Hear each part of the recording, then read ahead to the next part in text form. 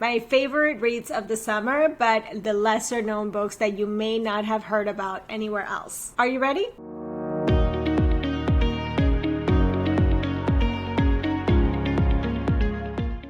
Hey guys, welcome to the Under the Covers channel. I'm Francesca from Under the Covers book blog, and today I am sharing 5 books that I read this summer that are my favorites that you may not have heard about. They're not just all new releases, so I do have some backlist as well, and a mix of spice and sweet stories. These are also books that I shared during our Novel Nights live show, which if you want to catch us live, it is every Thursday at 7 p.m. Eastern Standard Time right here on YouTube, and also streams on Facebook. But if you want to check out the 5 books that I talked about that I recommend that you pick up, they had all the summer vibes, but you can read them anytime. Then stay tuned for the recommendations. I read a couple of books that were sports themed because of the Olympics. So actually my first pick is a tennis romance. It's not necessarily set at the Olympics, but it is set at Wimbledon.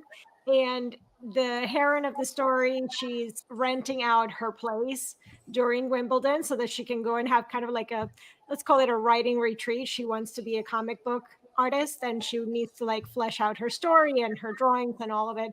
And she rents out her place. He doesn't know who's coming, but he comes in earlier and it's one of the players, happens to be one of the players at the tournament.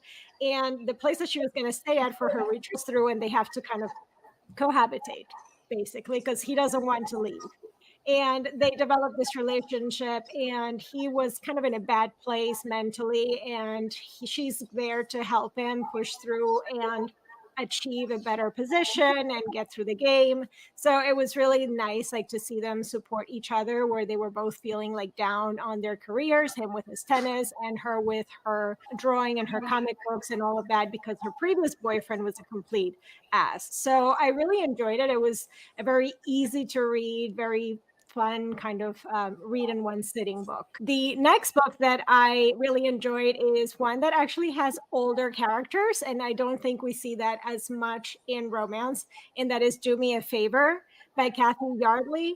And I enjoy this one a lot because the heroine is a widow and she inherits basically a house from her aunt.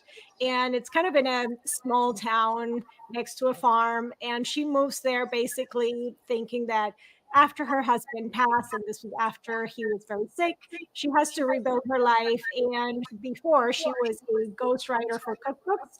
So now she gets this job to go back into her career, and she has to basically write a cookbook for this social media influencer that basically his whole thing is to be very sexy while he cooks. So it has to be all kind of sexy recipes. And she's really not in her element because that's not where she's at in her life anymore. And the hero turns out to be kind of like the handyman of the town. And he has to come in because there's a dog that goes missing, ends up at her place. That's how they meet. They're just like real, very lovable people, and they're older. You know, the hero is a single father. He has twins, but they're already older and grown. So it was really nice to see their dynamic. It's a little bit different than what we're used to reading, but I definitely really enjoyed it. Another one that I also really enjoyed, it's a debut novel by Gabriela Games, and that is The Next Best Fling. And this one, Heron is a librarian. The hero is an ex football player, I think, kind of sports player, but that doesn't come into play in the story too much. But she was actually, she had a crush on his brother. And now he has to, the brother is getting married, decides that it's time to let go of the crush. It's not going to happen. And at one of the functions for the wedding, she ends up finding this brother, and he is completely drunk and he wants to confess to the fiance that he's in love with her. So instead of seeing her best friend's wedding like completely fall apart, she takes the brother home with her to kind of sleep off the drunken night. And everybody ends up thinking that they hooked up. So they just fake the relationship and go with it. And they end up really liking each other and finding out they're more compatible than they ever thought. You know, they basically knew each other from before, but they never really saw each other that way. So it was really nice to see them explore that connection. I feel like he falls for her first. And it was just a really sweet book. So also it was pretty steamy. And then from really steamy, we go to a closed door or sweet romance, I guess, and that is Thank You Next by Catherine Freeman. And this one was just fun. So it basically is set at a reality TV show. The heroine of the story is going on this TV show because her current boyfriend tells her that he's got to break up with her because he just got picked to be on a reality TV show. And so he says, I can't go to this reality TV show and have a girlfriend, so we're going to break up and I'm going to go off and do this because it's going to be great for my career. He's kind of like a fitness influencer. And she ends up going on the same show to get him back, basically. But little does she know that when she goes to the show, they kind of get paired off with someone, and she gets paired off with a guy that she used to date before the current boyfriend.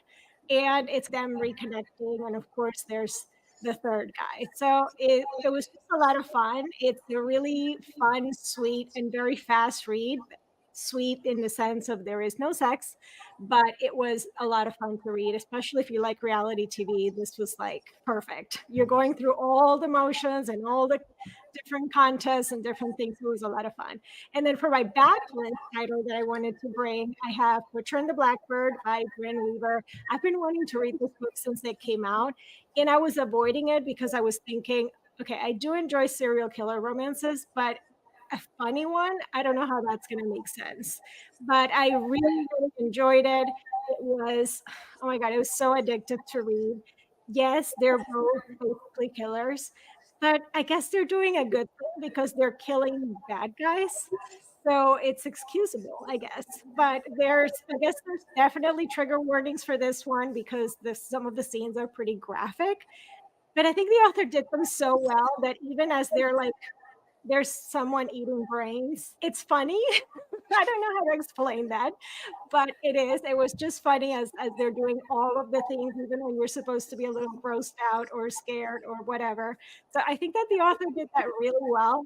I definitely encourage you to give this book a shot if you thought that maybe you would be a little squeamish or you just didn't want to read a serial killer romance, but it was just a lot of fun. It was like genuinely, it was a lot of fun to read. There you have it. That's the 5 books that I wanted to bring to your attention that I love to read this summer. Let me know if you read any of them, and also let me know what were your favorites of the summer in the comments down below. If you're looking for even more book recommendations, you can always find more on the blog at underthecoversbookblog.com. I will leave a couple of links to my favorites of the year. We have our Kindle Unlimited favorites of the year, which has tons of recommendations. So I'll be sure to leave that link in the description box, and also our favorites of the year so far, which I recently did a podcast on, and of course, much, much more on the blog. Be sure to also subscribe to our newsletter so you get all of the latest recommendations and bookish news right in your inbox every single Sunday. And you can tune into our podcast. We have 2 episodes going up every single week, one with all of the new releases for the week. And you can join us for the Novel Nights live show every Thursday at 7 p.m. Eastern Standard Time, right here on YouTube and Facebook. If you enjoyed this video, give it a thumbs up, and I will see you in the next one. Bye!